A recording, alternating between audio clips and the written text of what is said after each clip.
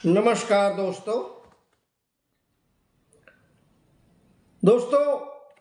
पिछले कुछ वीडियोस में ज़्यादातर दो प्रकार की खेती का वर्णन किया गया है। एक तो आईपीएम और दूसरा नेचुरल फार्मिंग या प्राकृतिक खेती। ये दोनों प्रकार की खेती का मुख्य उद्देश्य यही है कि कम से कम अथवा बिल्कुल शून्य उपयोग से, यानी रसायनों का उपयोग बिल्कुल ना करते हुए खेती कैसे की जाए और किस तरीके से हमें समाज, पर्यावरण और प्रकृति की सुरक्षा की जाए। दोस्तों, let's promote IPM and natural farming to make agriculture self-reliance and self-dependent, and also to enhance the farmers' income। आजकल की खेती की जो प्रमुख मांग है वो ये है कि किसानों की आय को, इनकम को किस तरीके से बढ़ाया जाए, और दूसरी ये है कि हमारी प्रकृति और पर्यावरण को किस तरीके से बचाया जाए, क्योंकि रसायनों के दुरुपयोग से या रसायनों के अंधाधुंध प्रयोग से हमारी प्रकृति और समाज तथा एनवायरनमेंट या पर्यावरण पर बहुत सारे दुष्परिणाम देखने को मिले हैं। अतः इन दुष्परिणामों से बचाने के लिए हमें आईपीएम तथा नेचुरल फार्मिंग या प्राकृतिक खेती को बढ़ावा दें, और इन दोनों प्रकार की खेती से हम कृषकों की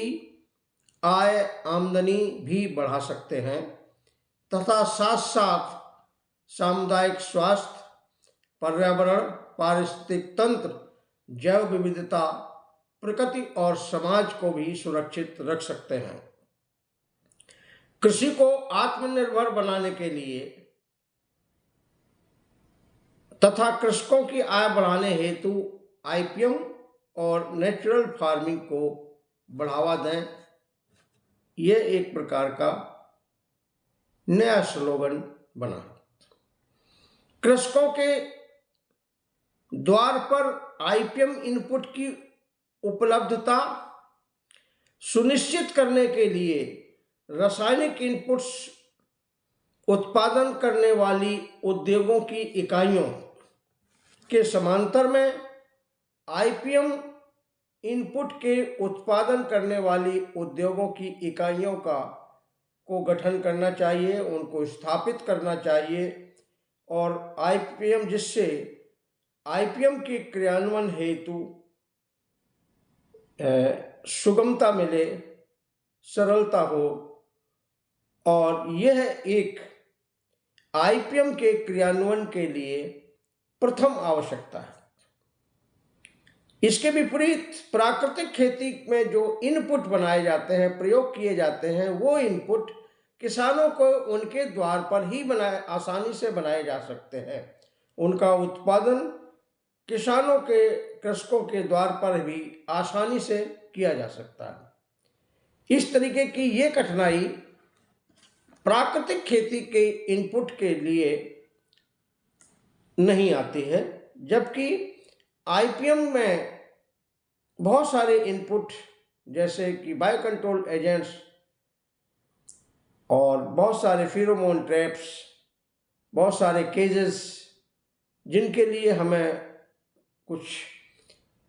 प्रयोगशालाओं की ज़रूरत होती है, जो कि हर जगह संभव नहीं हो पाते। बहुत सारे बाय कंट्रोल इनपुट भी या आईपीएम इनपुट को भी बनाया जा सकता है, परंतु हर एक आईपीएम इनपुट को कृषकों के द्वार पर नहीं बनाया जा सकता है। तो लिहाजा ये आईपीएम इनपुट की जो उपलब्धता है उसको सुनिश्चित करने के लिए गवर्नमेंट को, सरकार को रसायनों की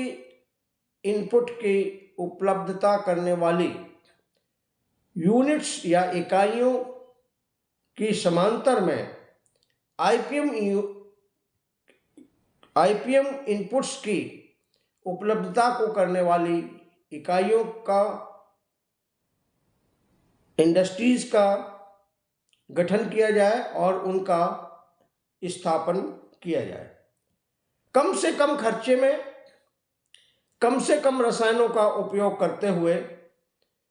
जीवन, पर्यावरण, प्रकृति और समाज को कम से कम बाधित करते हुए खाने के लिए सुरक्षित भोजन तथा व्यापार के लिए गुणवत्ता युक्त कृषि उत्पादों का उत्पादन करना, ये आईपीएम का एक प्रमुख मंत्र है, मूल मंत्र है। रसायनों के दुष्परिणामों के प्रति जागरूकता, स्वयं की भागीदारी,